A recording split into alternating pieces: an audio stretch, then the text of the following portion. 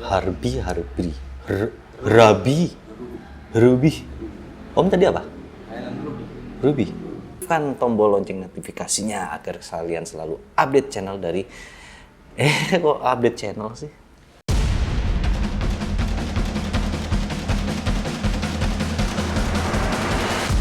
Sip, mantap. Hello guys, welcome to my channel. Gimana kabar kalian semua? Sehat? Sip, mantap. Kali ini gua mau bercerita tentang cerita yang sedikit janggal menurut gua, karena ini menceritakan seseorang yang shopaholic atau gila belanja, yang seharusnya itu adalah mungkin, maaf ya, ini lebih banyak menghinggap para kaum hawa gitu loh, para cewek-cewek. Tapi di cerita ini beda. Shopaholic-nya ini adalah seorang laki-laki berusia 19 tahun yang bernama Alan Ruby. Oh ya, bagi kalian yang belum subscribe, silahkan subscribe dan aktifkan tombol lonceng notifikasinya agar kalian selalu update video dari channel gue.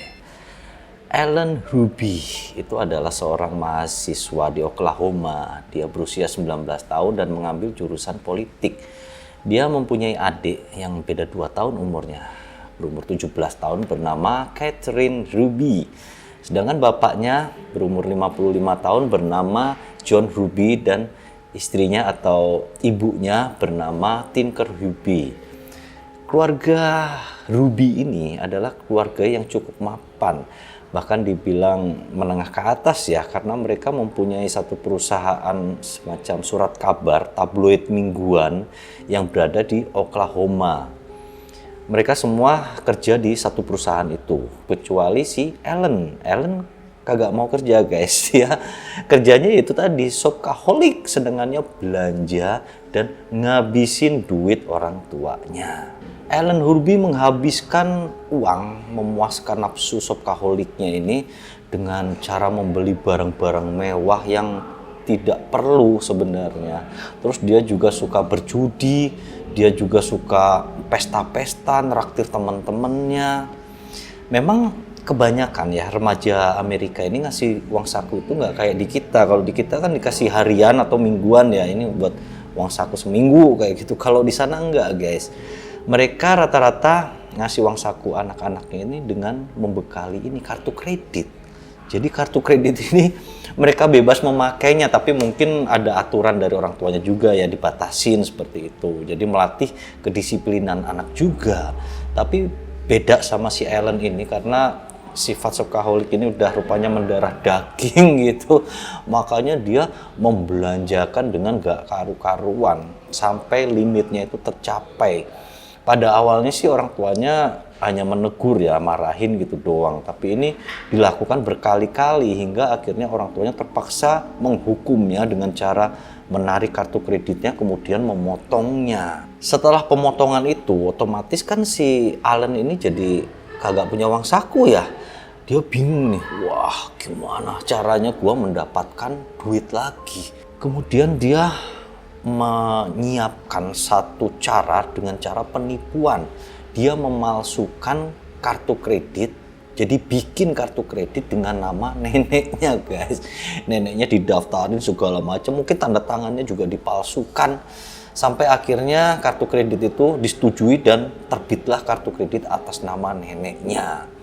Kartu kredit itu dipakai lagi foya-foya sampai mencapai limit $5.000 atau sekitar 75 juta rupiah. Hal itu kemudian diketahui oleh bapaknya.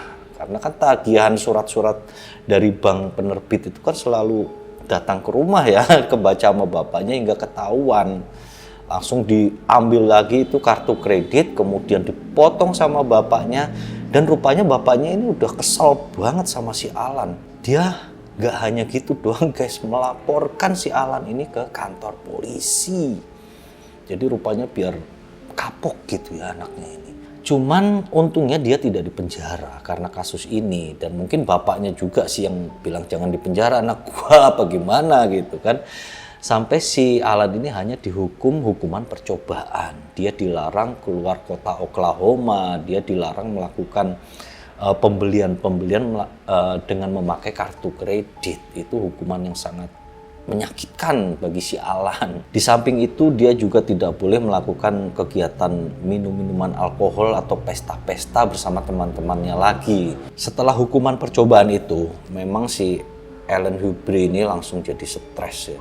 Langsung jadi pendiam dan jadi pemarah, guys. Emang orang kalau keinginannya tidak tercapai, kalau nggak bisa mengendalikan ya emosi yang keluar ya. Begitu juga dengan si Alan ini. Pokoknya gue gimana pun caranya harus bisa dapat duit. Dia mengambil jalan pintas dengan cara minjem duit ke rentenir liar gitu loh. Sampai akhirnya kembali dia terjerat hutang sebanyak $3.000. Dan uang pinjamannya itu habis gak bersisa buat foya-foya neraktirin temen-temennya. Rupanya rentenir ini beda dengan bank. Kalau bank itu menagih mungkin lebih formal ya. Mereka melalui surat-surat tagihan, teguran 1, 2, 3 seperti itu kan. Nah kalau rentenir ini jalannya kekerasan, guys. Jadi melalui ancaman-ancaman, teror-teror itu mulai mempengaruhi psikologis dari si Alan ini. Dia mulai tidak bisa berpikir secara logika, secara benar gimana cara menyelesaikan hutangnya. Sempat ada satu ketika, sebenarnya ini peringatan awal ya. Saat itu pada siang hari adiknya Catherine ini kan habis pulang dari sekolah tuh. Nah, begitu sampai rumah Catherine ini nangis gitu loh. Jadi pulang sekolah dalam keadaan nangis-nangis. Di rumah pada saat itu hanya ada pembantunya yang bernama Rosemary. Ternyata si Catherine ini habis diancam akan dibunuh oleh kakaknya si Alan. Jadi cerita si Catherine, si Alan ini mendesaknya untuk meminjamkan kartu kreditnya kepada Alan. Jelas si Catherine kan nggak mau. Dia menolak, makanya diancam sama si Alan. Tidak hanya dia yang akan dibunuh, tapi kedua orang tuanya juga akan dibunuh oleh si Alan. Mengerikan sekali ancamannya. Rosemary mendengar pengakuan dari si Catherine ini kaget juga sih dalam hati ya, tapi dia udah dapat menebak memang si Alan itu tahu sifatnya karena si Rosemary ini sudah ikut di keluarga itu sejak anak-anak ini masih pada kecil. Dia hanya menghibur ya kepada Catherine, kakakmu ini cuman bercanda aja, dia mah nggak serius. Padahal si Rosemary ini tahu bahwa si Alan ini bisa jadi serius. Sementara itu kondisi Alan yang dikejar-kejar oleh rentenir ini rupanya semakin parah, guys. Dia sampai ketakutan ya. Emang rentenir itu kadang-kadang kan galak-galak, gak hanya dari kata-kata doang gitu, tapi dari fisik juga kayak ngedatengin segala macem itu. Sementara itu si Alan tahu bahwa orang tuanya ini sebenarnya punya duit. Dan di samping punya duit, orang tuanya juga punya tanah, sebidang tanah yang besar dan punya perusahaan itu. Apabila itu dijual kan hasilnya lumayan banget. Si Alan yang rupanya sudah gelap otak, gelap mata apa gelap pikiran gitu ya. Dia pun merencanakan untuk membunuh keluarganya demi mendapatkan uang itu. Rencana ini dilaksanakan pada tanggal 9 Oktober tahun 2014. Langkah pertama yang dilakukan oleh Alan Humphrey adalah dia berencana melakukan hal ini pada malam hari. Pertama, dia mengambil semua kamera pengintai atau CCTV yang berada di rumahnya. Diambil semua, dia kumpulkan ke dalam tasnya. Kemudian dia mendatangi lemari senjata yang dimana bapaknya itu suka nyimpan sebuah pistol 9 mm.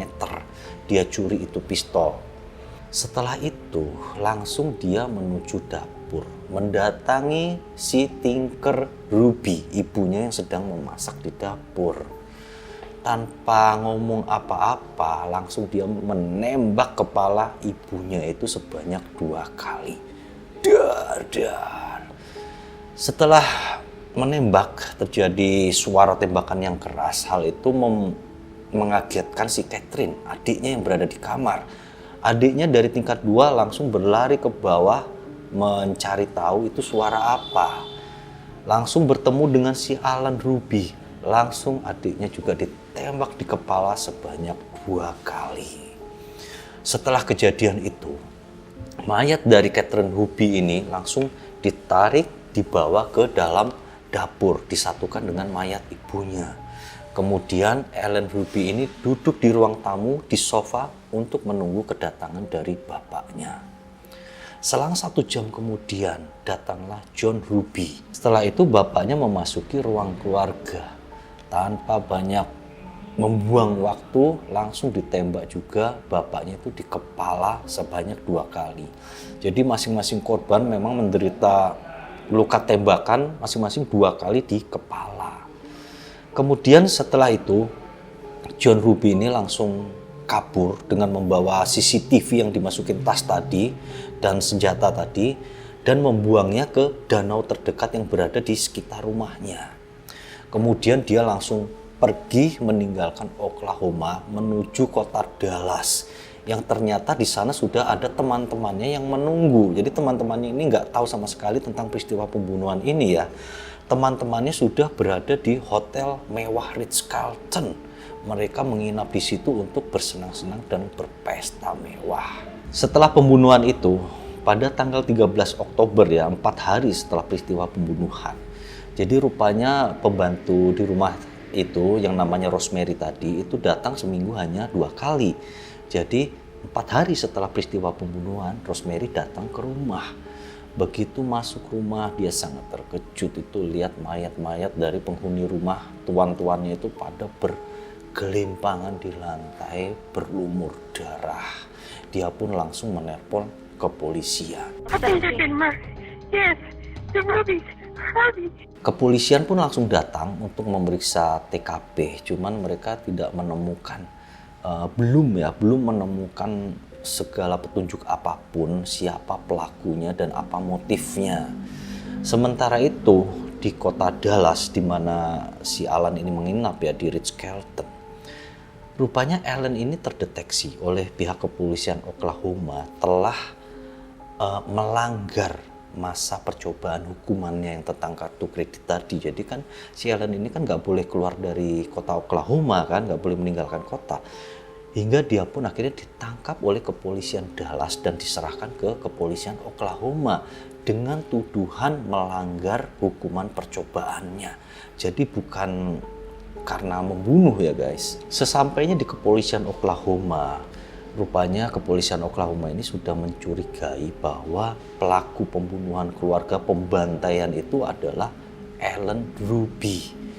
Mereka di samping menanyai tentang masa hukuman yang dilanggar itu, mereka juga mulai menyelidiki, menanyai si Ellen tentang peristiwa pembantaian keluarganya itu. Sampai lama penyelidikan itu berlaku selama 2 hari, akhirnya Ellen Ruby pun tidak dapat mengelak. Dia terjebak oleh pertanyaan-pertanyaan kepolisian, hingga akhirnya dia pun mengaku bahwa dialah pelaku pembantaian keluarganya sendiri. Kemudian kasus dari Ellen Ruby pun akhirnya dilimpahkan ke pengadilan. Ada 2 kasus yang diadilkan gitu ya. Pertama adalah kasus pelanggaran masa percobaan. Di situ si Ellen Ruby ini langsung diputuskan di penjara selama 3 tahun. Sedangkan tuntutan yang kedua, dia didakwa dengan pembunuhan yang hukumannya bakal sangat berat guys. Yaitu bisa jadi hukuman mati atau hukuman seumur hidup. Sebelumnya Ellen Ruby ini pernah menulis surat kepada majalah lokal di Oklahoma. Dia menulis bahwa pada saat dia melakukan pembunuhan itu, dia merasa bahwa bukan sebagai dirinya. Jadi seperti ada bisikan-bisikan setan atau pokoknya dia ngakunya nggak sadar gitu loh guys. Nggak tahu itu bentuk pembelaan diri atau bentuk gimana ya. Dan dia juga merasa menyesal telah melakukan hal itu. Mungkin si Ellen ini udah sadar bahwa hukuman yang diterima ini minimal bisa hukuman seumur hidup atau hukuman mati, makanya dia menulis seperti itu kan. Dan memang di kasus Ellen Ruby ini jaksa penuntut umum menuntutnya dengan hukuman mati. Sementara itu pihak keluarga dari Ellen Ruby mereka mengetahui bahwa hukuman yang diterima oleh Ellen ini bisa jadi hukuman mati kan. Makanya mereka mengupayakan gimana caranya agar Ellen ini tidak dihukum mati. Mereka berusaha bernegosiasi dengan penuntut umum. Pihak keluarga minta agar penuntut umum ini membatalkan tuntutan hukuman mati kepada Ellen dengan kesepakatan bahwa si Ellen ini tidak akan mengajukan banding terhadap hukuman apa yang dijatuhkan kepadanya. Karena kalau banding terus kan pengadilan bisa berlangsung sangat lama dan pihak keluarga itu mengetahui hal tersebut. Akhirnya untungnya pihak jaksa penuntut umum ini setuju untuk membatalkan tuntutan hukuman matinya. Mereka mengganti dengan hukuman seumur hidup. Dan memang dengan embel-embel berbagai syarat lain seperti si Ellen ini harus menceritakan secara detail dan jujur seluruh kejadian, kemudian tidak boleh mengajukan banding itu tadi gitu. Hingga akhirnya pada bulan Maret tahun 2016 akhirnya keputusan pengadilan dijatuhkan kepada Ellen. Keputusan itu berupa hukuman seumur hidup selama 3 kali, guys. Jadi kalau hukuman seumur hidup itu bukan maksudnya hukuman kita seumur hidup di penjara, enggak. Tapi satu hukuman seumur hidup itu sama dengan berapa usia si terdakwa. Jadi dalam kasusnya si Ellen ini kan dia usianya 19 tahun kan. Berarti 19 kali 3 yaitu 57 tahun. Sekarang Ellen ini umur 19 tahun. Berarti tambah 57 nanti Ellen ini bebas pada umur 76 tahun. Puas-puas keluar-keluar udah tua. Ya itulah tadi ya cerita yang miris ya tentang keluarga baik-baik aja, kagak ada masalah, tapi ini masalah yang dibuat-buat gitu loh, karena nafsu pengen belanja. Mungkin shopaholic ini kejiwaan ya guys ya, atau gimana sih? Gue kurang paham soal shopaholic, soal kleptomania ya, orang yang suka mencuri itu katanya dia nggak sadar gitu loh mencuri. Apakah ini sama dengan kasusnya si Ellen ini ya, shopaholic itu dia seperti udah mendarah daging, tidak bisa mencegah. Wah, kurang paham juga. Bagi kalian yang ngerti silahkan tulis di komen ya, seperti apa sih shopaholic ini. Mungkin segitu dulu guys untuk kisah kali ini, semoga dapat mengisi waktu kalian saja. Terima kasih atas perhatiannya. Thank you and see you.